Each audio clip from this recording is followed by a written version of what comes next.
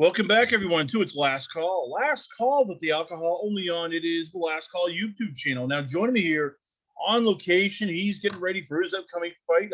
Changes are being made, new people, new attitude. Well, he's healed up and ready to get back on the original goal, win a world title. I have faith in him. A lot of people do. I give you once again the pride and joy of London itself. I give you Daniel Dubois. Daniel, so let's start off here. It's a new trainer. Martin Bauer's still your manager.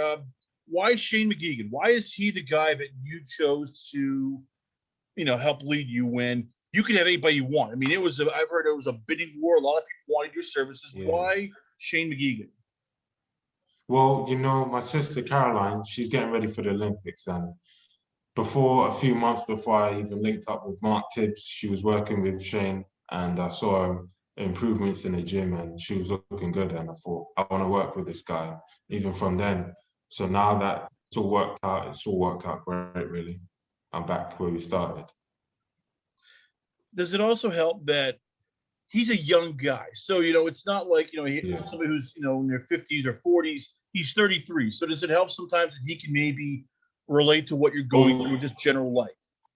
Definitely, he's got a modern approach to it, and he's not like one of the old dinosaurs, as I call him. And he's a young guy, and he wants to, in my opinion, be one of the top trainers in the world. And I'm an ambitious guy, and I want to be up there with the best of them. And I feel like Shane can take me there and help me improve on what I've really already got. So what are the things that he's, I guess, helping you out with? I mean, because you already had the power, you had, good, technique. Like, what are some of the things you and him are working on going, okay, we need to either improve on this or we need to start, emphasizing this? Things like work rate, my explosiveness, and maintaining the intensity level in my fight. So that's all he's been to get me on to get my mind, focus on what I have to do, and little things like that just make a big difference. So let's start off with here's the big question right now going into this fight coming up for you. Yeah. Are you fully healed? And when I say healed, I mean physically you're probably good. Mentally, is there still like phantom pain or phantom injury? Do you worry about, oh crap, I got hit in the eye? I might be get worried because this is a horrific injury you got. It was a broken left orbital bone. There was possible nerve damage. I mean, this is serious. Yeah, it is. But I'm 100% ready for it. I feel it's healed back and it's back stronger now. So this is just toughen me up, and what don't kill you going to make you stronger. That's the mindset I have now, and just to go out there and put on somebody else now, let that all out of me, and make a statement in my next fight. Let's we're going to go to your next fight. It's going to be once again June 5th. It's all the way in England. It's you versus Boghdan Dinu. Yeah, he's a tough opponent. I mean, you look at his record. He's only lost to Jarrell Baby Miller, which he could probably argue, hey, that guy was on steroids. Probably, maybe we'd bet the farm on it. And Kubrat Pulev, who was the world champion. So, what makes him dangerous? When you and Shane have sat down and broken some tape down, like what makes him a dangerous fighter? He's good on decent level guy. He's got skills sort of for like standard boxing. He's everything he does was all right. He's decent level guy, but I think I'm a level above him, and I can go in there and put on a show and make a statement. But it's not going to be easy. He's going to come even now. This is going to be his big chance and his moment to make us. I'm sure he's going to come really tough and bring his A game. So I'm just going to step up to that level and really bring some magic there on the night. I'm watching some tape on him, and one of the things, he loves to throw that overhand right. He loves to attack. How much do you and Shane look and go, we can set him up for something? He's very aggressive. He likes to come forward. Yeah. He did that against Pulev. He did that against Miller, trying to, push his will on them. How much do you look and go, if I'm patient and I don't freak out, I can stop him. I can stop him early because he's there for a big counter left hand or a big, uppercut, I can get him if I'm patient. I like that. I like that a lot when the fighters are coming on to me and I don't have to find them. They're aggressive already, so we'll meet in the middle, and that's when the knockouts and the shots I can find them, and that's what I hope he comes aggressive, and I hope he brings his A game and really comes for it, because I'm going to be there all the way. If you're just tuning in, ladies and gentlemen, once again, it's none other than Daniel Dubois. We're talking all things, of course, as he gets ready for his June 5th fight, once again, only on ESPN Plus here in the United States. You can check your local listings over in the UK. I got to talk about Joe Joyce fight. And here's, I guess, the big question. And I mean, you and Martin, and even I know that Daniel and even Shane have probably talked about this. Do you ever regret not having maybe a bigger tune-up fight before that? Like maybe a Gerald Washington, maybe a guy like Charles Martin, because I know that you would beat up everybody, but that was the thing at Joyce. But I had all these veterans. I was prepared for a war. Daniel still was used to just beating people up. Was there ever a regret, we should have done that? We should have had that, step up before we take the big step up? Probably, definitely. That probably should have happened, but hey, maybe this is all meant to be. This is how my script is written, and now I'm ready to move on. It's behind me now.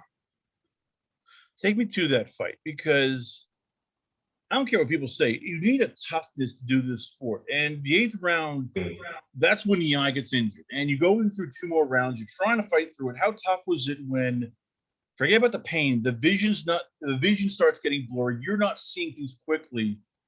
How tough was that, just, literally going in there and trying to go, okay, and see, him maybe a looping right hand or an overhand right, and you're not seeing it fully. It was an experience for me. I've never had that before, an eye injury like that, and now that it's happened, it's a wake up call for me to improve and just get my head movement. Try different things, and maybe address my style and the way I'm setting up. So me and Shane has been working on that a lot, and you're going to see big improvement in my next fight. And not just that, with the Joel's fight, it was experience again. He's Olympian class level fighter, and it was interesting getting in there with him. And I tried my best at the night, and I came out second.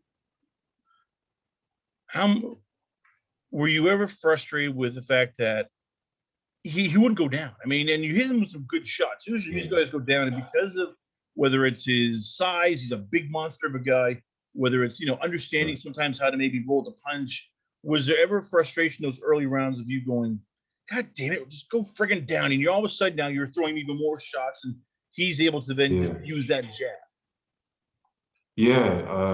Maybe I didn't set up well. Honestly, much of a game plan, if I'm honest.